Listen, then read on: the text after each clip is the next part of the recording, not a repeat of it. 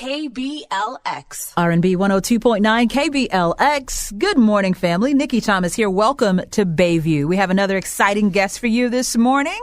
She is the CEO and founder of the Girls Lead Global Leadership Program, Dr. Raye Mitchell. How you doing? I'm doing great, Nikki. Great to be here. That was your fan club screaming for you. And I say hello to my fan club. This lady here, she's been doing some excellent work in our community and really all over the nation. And it's awesome to have you here with us behind the mic today because we got great stuff going on that we really need to kind of break down. And there's a great event happening a little bit later on today and tomorrow that we need to kind of, let the KBLX family know all about. So let's start at the beginning. Girls Lead. What is that? What is that all about? Well, the Girls Lead is a global leadership program, and it has two fundamental purposes. Its purpose is to prepare girls, and in particular, girls of color, to be global leaders. Okay. And that means not simply building self-confidence and self-esteem, which are good starts, but we're talking about core competencies and skill sets so that they can affect change around this world. Right. That's really big. It's big. Okay. So was that two or one? Those are two of them. Those are the two things? Okay. Gotcha. When we talk about the word prepare, that's kind of the key word for me because in life, you and I know as grown women, sometimes you're never prepared, but you just run out there and figure it out as you go. Absolutely. And I mean, you can certainly get it done that way. We've all done it. But when you're saying you're going to prepare a young girl for everything, not every little thing, but you can prepare her for the major things that might happen when you're going to reach back and say, okay, look, this is some things that I've learned, young lady. Let me just share with you. And it's very powerful.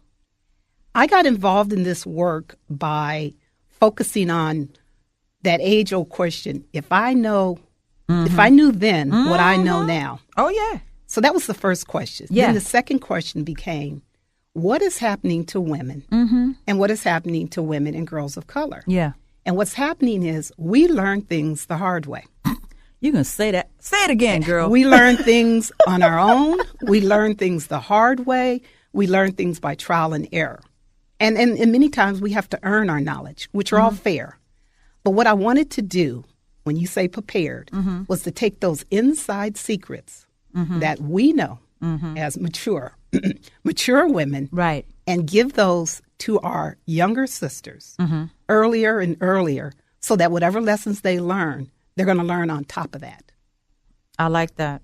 Because how we earn money. This is how we keep money. This is how we invest money. And sometimes in our culture, it's like, you know what? I'm 30. Let me figure this out. And on top of that, Nikki, there's the challenge. Well, I'll call it legacy. In some groups, in some family, they hand down a legacy of wisdom, knowledge, and expectation. Yeah. For whatever sets of reasons, some parts of our communities don't get that same legacy. Right. And so we learn by the mistakes, or we never learn and we suffer the consequences, or we carry the extra baggage of learning on the job. So if I'm a 20-something-year-old woman hitting the road with my MBA from the top-notch school, but I still don't have those inside secrets, I'm still behind the curve of my same equally skilled, pedigreed sister in the same class. Right. And so what I want to create is that same legacy of not privilege, of not expectation, but of preparation. And they don't come in school. Okay, I'm writing that down. Legacy of preparation. I like that. I like that too. Wow. Okay, you were about to say something else? Well, you've been a part of some of our programs, and you shared some of your experiences. And before and after, I saw the transformation with the girls. Their eyes opened up. They saw you as a real person living the experience. And then you shared tips with them about what you learned so that they can take that, learn from it, and embellish it. Well, it's important to stand up somewhere and tell your story because the whole thing about a real person that you have to get out in the community and connect with folks so they can understand you as a human being and your struggles and your story. If there's anything that I've learned, it could, I've met, interviewed, spoken with lots of famous people. And when you get to that core of, wow, number one, you find out what it is you have in common. And then, you understand it's, they're a regular person just like I am. You know what I mean? And so the perception, what is a regular person and what is a person who's outside regular? What does it mean? It really doesn't mean anything. So there's always some story or struggle that you're going to have in common with somebody else.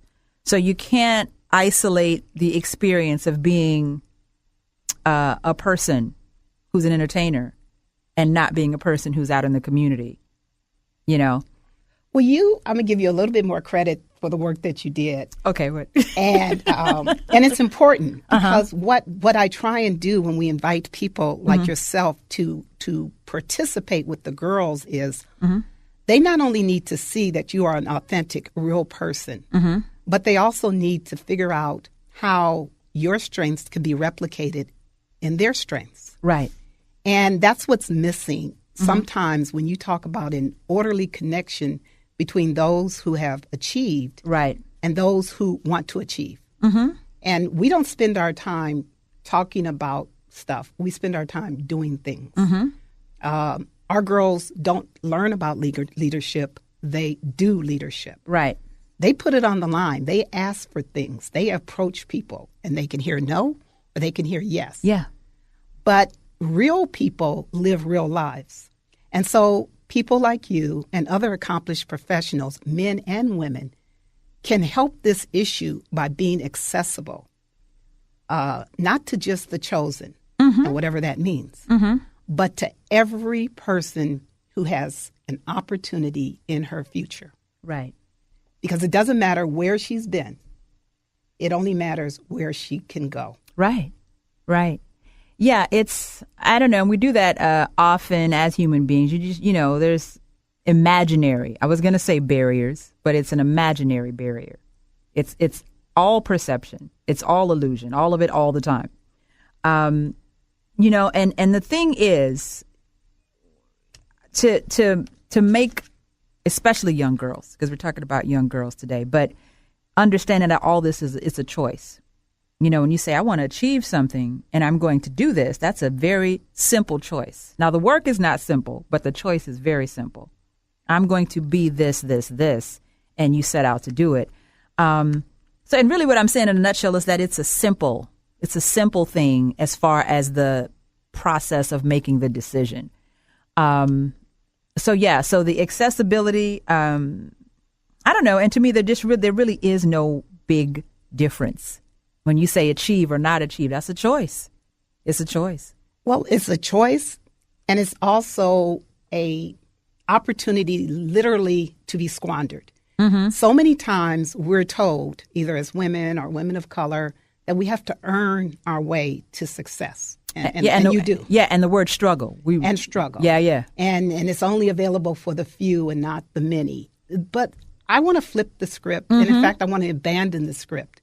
And to me, everything that is worth having, success and opportunity, is ours to own as opposed to squander. Instead of telling our young people, you can achieve, you can be successful if you do X and Y, I want the conversation to be, you are a success, and if you don't do X and Y, you're squandering what you already have. Yeah, that's a good way to put it. If you already own it, that's certainly different than telling me you got to go get it and then maybe I'll consider you to be successful. Right. Yeah. And that's kind of like, it's an out there or an over there or a someday, as opposed to, no, it's an unfolding that is going to happen because you set out on a path. Well, that's the distinction when we talk about these esoteric terms of privileged and underserved. My example is somebody of a royal family. When they're born into a royal family, this country, any other country, they're told from day one, you will be a royal. They are prepared to take on royalty. They live their lives in preparation for ascending to the throne. Right. Our young people need to be born royals. prepared to take on the global leadership throne. Right. That's so right. It's so right. Dr. Raye Mitchell is with us this morning. She's the CEO and founder of Girls Lead, the Girls Lead Global Leadership Program. And, we could sit here for a few hours, okay? We could sit here for a few hours and just peel back the layers. But this organization is all about preparing girls of color to be global leaders. And that's really, really powerful. And I love what you just said about, I'm probably going to need you to say it again, about basically being born into it, that it's already yours. Our organization is about changing the game for girls and girls of color. The big shift that we see is instead of telling us that we can succeed, we are born successful, and we need to prepare to ascend to our place on the global stage. We start from day one. Yeah. Values, work ethics, educational preparedness, the other stuff. It's the other stuff that gets us in as much trouble as the educational preparedness. Not putting something on Facebook is a big decision that you have to make early on. Yeah. Because you cannot take it off the internet. Yeah. And when I went to Harvard, there are people at Harvard who never did certain things because they were being prepared to be U.S. senators, Supreme Court justices, and presidents. And they would never even say certain things in class. Yeah. So that there would be no record of their fringe opinions. Yeah. That's how far back preparation goes in the life of somebody preparing for success. That's a really good way to put it. You have to think of yourself in future terms.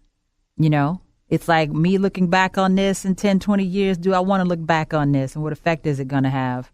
The words go with the flow can be great in some instances, but when you have your whole life plan, prepare for a certain type of success. I think that's a great message. So we've got a few things going on and a few things to talk about here.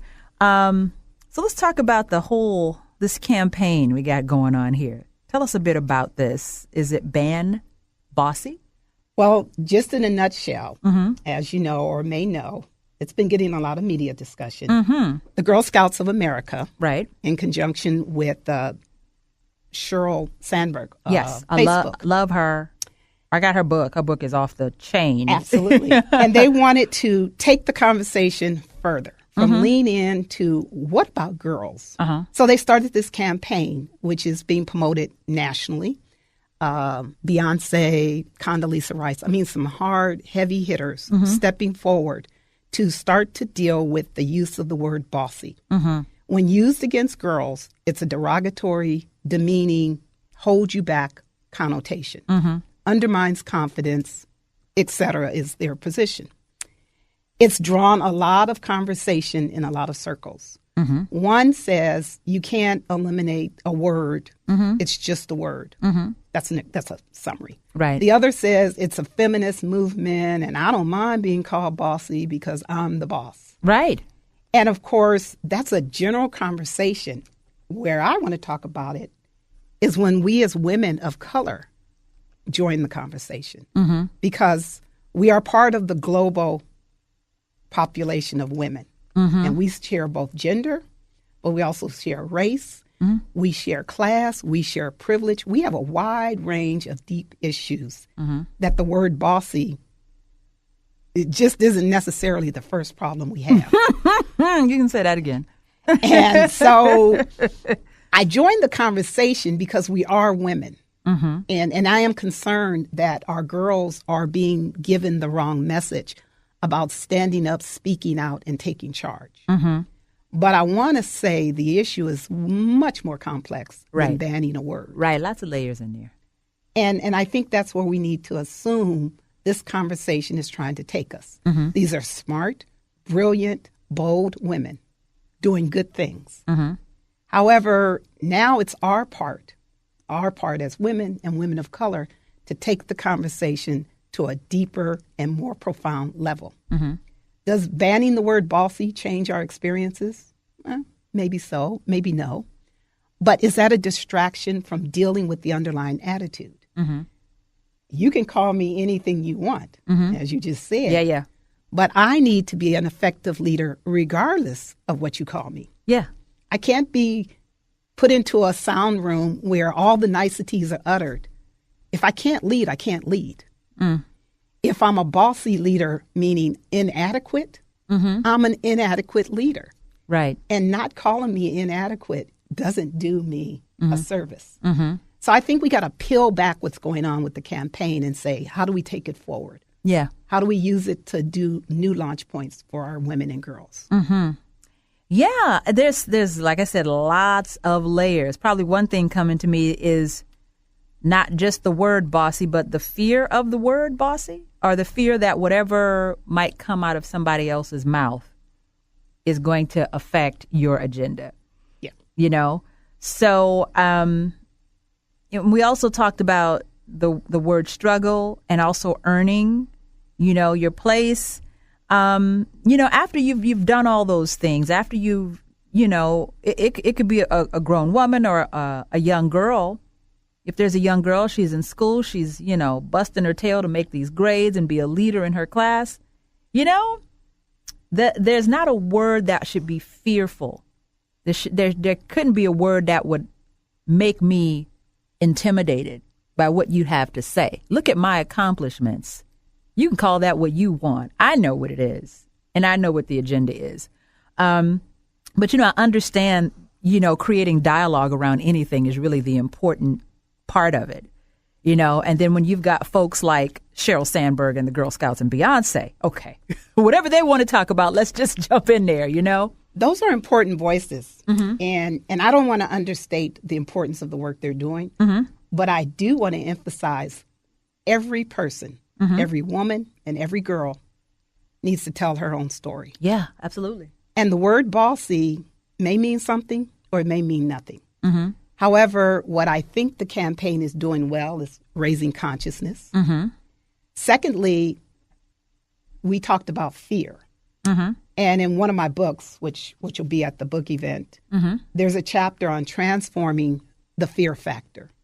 When somebody makes you afraid of a word, a circumstance, or a situation, you lose. Yeah. I don't care what you call me. Right. If I can be skilled at what needs to happen. But if I allow a word to control my self-definition, then I'm limiting myself before I can even get started. I didn't write the campaign. Fine. Everybody's an armchair critic. However, when I was in marketing and branding, we had a discipline where you didn't focus on banning something negative. Like you would never say no artificial flavors. You would claim something positive. Yeah. Meaning all natural flavors. I was on a fruit cereal, and on the package it said no artificial flavors. I was like, well, what are you hiding? So I changed it, and it said all natural flavors. So in this campaign, we are banning a word where I hope the next part of the conversation is affirming a new word. I don't want a campaign of Ban Bossy, but I want a campaign called I Am a Leader. I like that. I'm brilliant. And I've used the word bossy, right? Because I've got a daughter, and we use the word on her all the time, but it's a good thing. It's something that I don't even want to change, because it's almost as if she has the agenda, and it's like, look, if you don't have an agenda of your own, I'm going to put you on mine, and we're going to get some things done. That's her thing.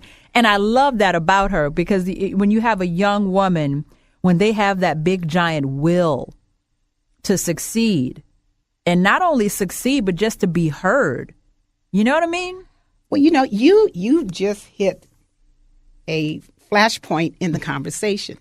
The word bossy is actually a gender neutral word. Yeah. I mean, it can mean you're out of step in your place, you're dominating, all these things, which can apply to men and women. Right. Defending the campaign, they're saying it's disproportionately applied to women. Right. However, there's another level of bossy that is, what if you are dominating, controlling inappropriately and unable to relate to people? Right. Bossy. That is not acceptable. Yeah. So you can have strong will, strong presence, direct and control, but it has to be done with a level of finesse. Yeah. So when you talk about your daughter, Yeah. we can't squash that. Oh, no, not at all. It's her spirit. We're not squashing anything. And your value as a parent, as a mentor, as a transformer is, how do you get her to leverage that in multiple situations? Sometimes being bossy requires to sit back and say nothing. The most powerful position in a room is not necessarily the first person to speak. And in fact, you can control an entire conversation by dropping one little flashpoint and watch everybody disintegrate. And so when we teach our girls to react to a word, we limit their flexibility. Right. If I'm a global leader and I'm in a room full of men, which is not unlikely, Right. I can't sit up there and worry about whether you're concerned about my pantsuit and whether I'm appearing bossy. I've got to have a leadership style Yeah. that adjusts even for the most hostile environment. Ooh, I like the word adjust. I like that. Because, you know, there's, I don't know, you were describing something a second ago, and I was like, ooh, she's talking about charm and charisma. You know, you can get so many things done. You know what I mean? There's so many styles of, I guess that's what I'm trying to say. There's so many styles of being bossy. You know what I mean? That you can, you know, make these big achievements because you are so strong in, you know, your own personal goals. If you study leaders, male and females, women who lead, men who lead, you will find they have strong, dominant personalities. That's sort of part of the game. Right. They have controlling, fill-the-room presence. But what they're able to do is to exert that presence without making you feel defeated. Yeah. It's the masterful skill of people like President Obama. Yes, he was the first person that popped into my head when we started talking about this. Michelle Obama. Yeah, very charming. Charm you to the point of like, okay. That's a good idea. Whatever you said, it's a good idea. and you don't feel defeated, even if they completely tore down your idea. Hillary Clinton, powerful woman, powerful presence. But she has an ability, when she chooses, to win you to her position, whether you acquiesce or not. And so this word bossy, when used in a general flash it out there, is dangerous because we don't want to dampen flexibility, leadership, and adaptability by eliminating a word that may very well be necessary. Okay. But I do want to have people eliminate the attitude that the behavior described to men when applied to women is different. That's just straight up gender stereotyping. Yeah, absolutely. Absolutely. We're speaking to Dr. Raye Mitchell, CEO and founder of Girls Lead. And we did tell you about a fabulous event that's happening this weekend. And it's early in the morning. We're talking to all the smart people.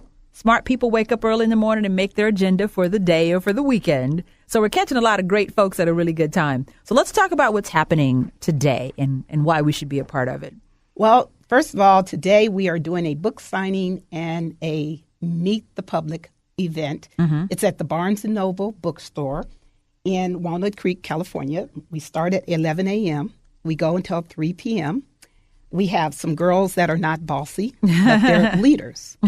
And this particular group of girls you have to meet. On their own, they developed a program called Girls Lead Forward. One of the leaders at the age of 8, started her own foundation here and in the United States, creating access to education for girls in Ethiopia. That's awesome. She then inspired 3 or 4 other girls to join her team. They're going on a leadership journey for change in June of this year. Wow. And what they're doing, which is what I think is so exciting, is that they are connecting the escalating rate of the high school dropout rate among girls here in the United States with the desperate need and desire of women in other countries to get an education. Many girls drop out of school here because they don't find their place. We want to use volunteerism and global participation so that they can go to other countries and use their skills to help create access to education. That's awesome.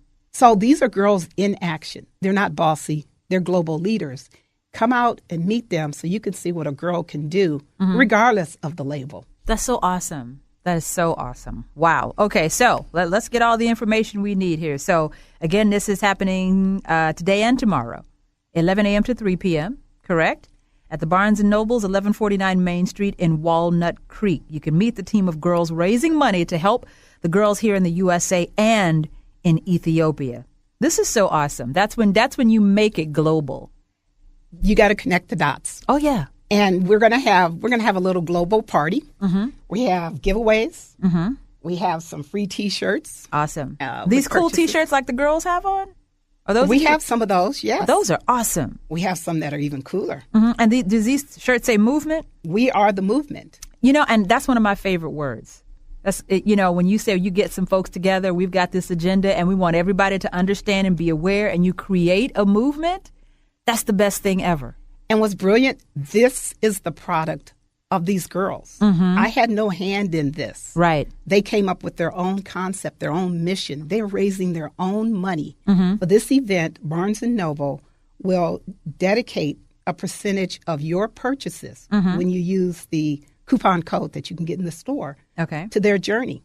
So not only will you get what you want when you come to Barnes & Noble, you get a chance for a free T-shirt, and you get a chance to change the world with one simple purchase. That's awesome. And it's the end of my birthday weekend, so I'm going to have some sort of birthday cake for you guys. Stop it. It's your birthday. It's your birthday. This is the best kind of party, though. This is the best kind of party. You know what I think is so great about this? When you said, the young lady was 8 when she started this. The most powerful thing that can happen is if you have a young person and they have a great idea and you listen and you help them manifest that. That reaffirms the value, that reaffirms, hey, I'm smart, I'm intelligent, and I can make things happen. So if a child can understand that at 8, 9, 10, 11, 12, okay, that's the shift right there.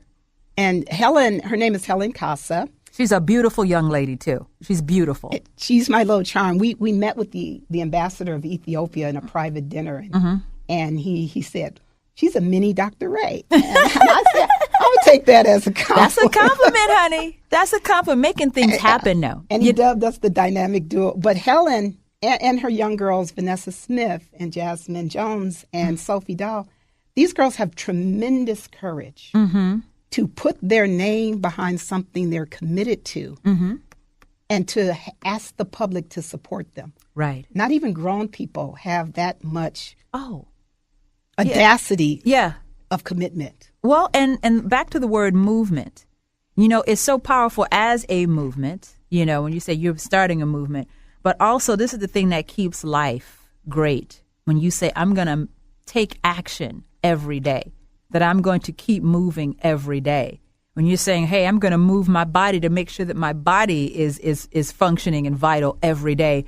The word says so many things, because I love words that have so many layers. You could apply it to your life in so many ways. So just that word on a T-shirt, it's so daggone powerful.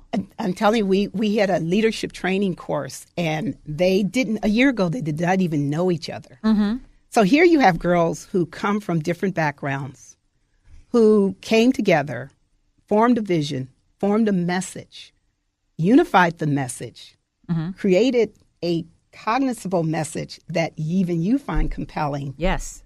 We are the movement, and their finishing part was, we are the movement to change the way the world view and see girls as global leaders. Mm-hmm. That's awesome. What they're doing. That's awesome. That is so awesome. You're doing such big, great stuff. Dr. Raye Mitchell, CEO and founder of the Girls Lead Global Leadership Program. Event happening today at Barnes & Noble's, 1149 Main Street, Walnut Creek. Y'all know where that Barnes & Noble. The Barnes & Nobles are always big. You can see them from a distance. You know exactly where it is. You can come through today, 11 a.m. to 3 p.m., and all kind of great stuff going on. There's an in-store party. Dr. Raye is celebrating a birthday. So you know it's going to be popping in there. It's got to be. It's my birthday. Got to be popping, and you can meet some of these awesome young ladies and support their cause. So that's what makes it so great. You're out and about shopping for stuff that you don't need out there at Walnut Creek.